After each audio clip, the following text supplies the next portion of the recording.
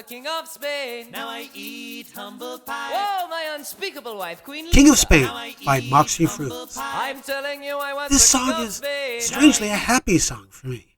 I don't know how I came across their album Bargainville, but the album still makes me happy to this day. Moxie Fruits was a Canadian band. Actually, they were very much an indie band.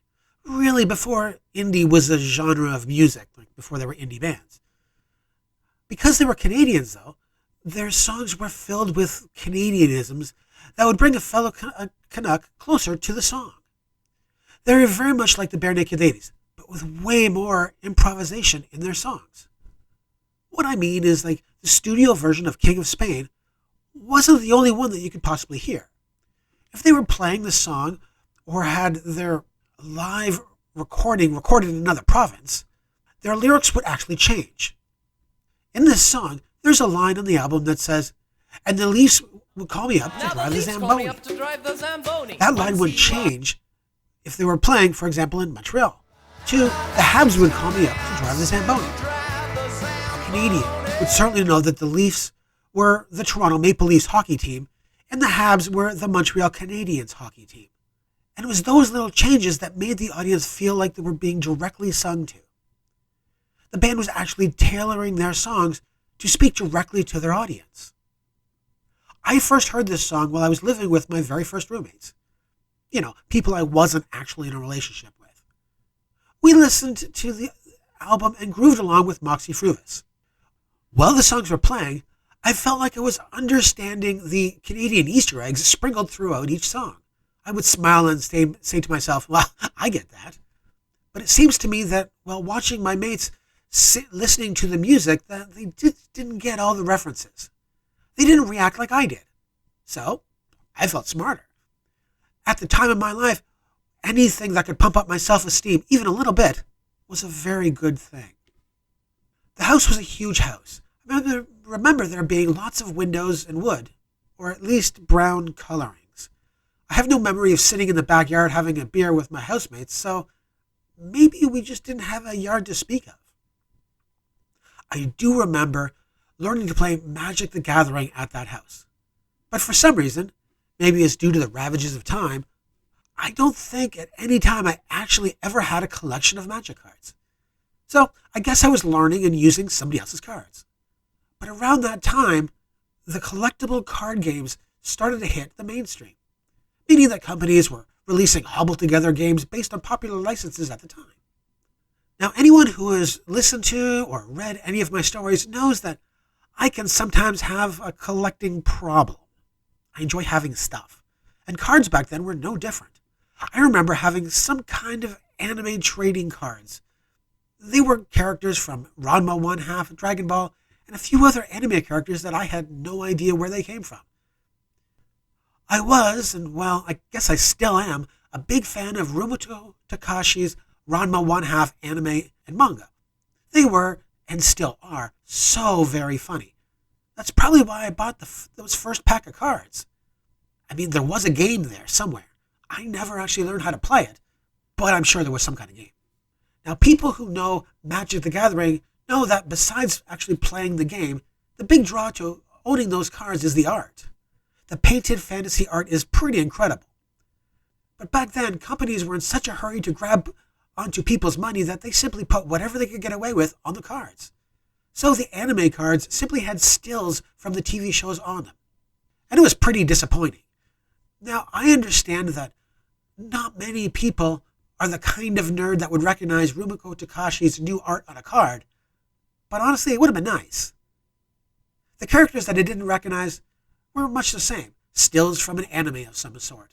But the capture wasn't very good, so I was never interested in learning any more about the anime that it came from. Each of these card games were all kind of played the same. You'd start with a starter deck. That was usually triple the cards for about double the price of a regular booster or add-on pack of cards. Then you would expand your card deck with booster card packs that were usually pretty expensive. My biggest problem is that, well, I was cheap and not really interested in playing the game.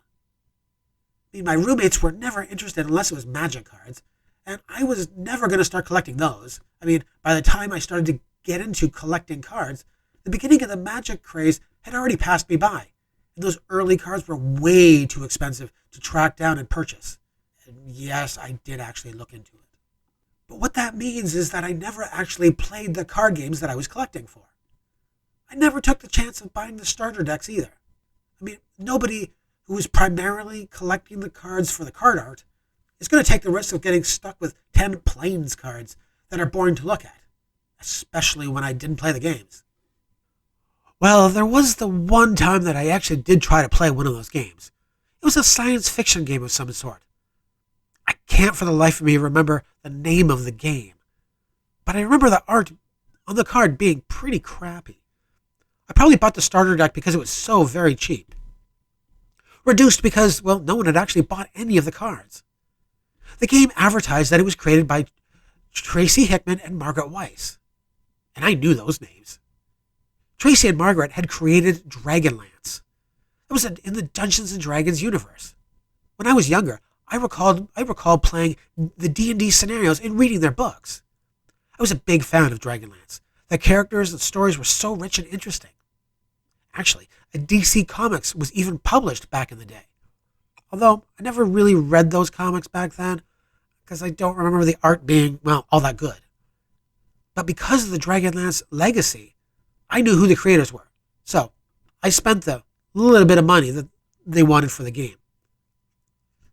The rules were very, very confusing, especially to a guy who hadn't really played any card games, besides the aforementioned Magic the Gathering. And this game looked like it was nothing like that. So, after flipping through the rules for about an hour, I got frustrated and called the 1-800 number on the packaging to request help. The guy I talked to was very nice and understanding. He explained to me a little of the lore behind the game and tried to help me understand it. But I was a little dumb, because I just couldn't figure out how to play it properly. I mean, the game was obviously meant to be played with 2 people, but I didn't really have many friends or people that I was interested in learning a new kind of card game with, so my plan was to figure out a way to play it by myself. God, I honestly hope I did not explain this to the guy on the phone, because to me, that would have sounded pretty pathetic. After about 20 minutes, I thanked him and hung up. As I was about to get off the phone, I apologized when I realized that I didn't actually ask him his name. I mean, he had asked my name, but I suppose I'd been so keen on figuring out the game that I didn't bother to ask him. He said his name was Tracy Hickman, and hung up. I felt so stupid for not picking his amazing Dragonlance creating brain a little more. But I was struck by the fact that the creator of the game was actually answering questions on the phone about his game to a complete stranger. Amazing creators of a project that had sold a game to a game-making company were actually waiting by the phone to help people who called. To me, that was simply incredible and humbling. No matter what you create or do, you should always find the time to talk to your audience. It is that specific instance that has guided my YouTube channel some 20-odd years later. Because of Mr. Hickman's willingness to talk to a random stranger interested in his work, I make a point of talking to my audience. Whenever anybody comments on my hundreds of videos and stories, I make sure to comment back.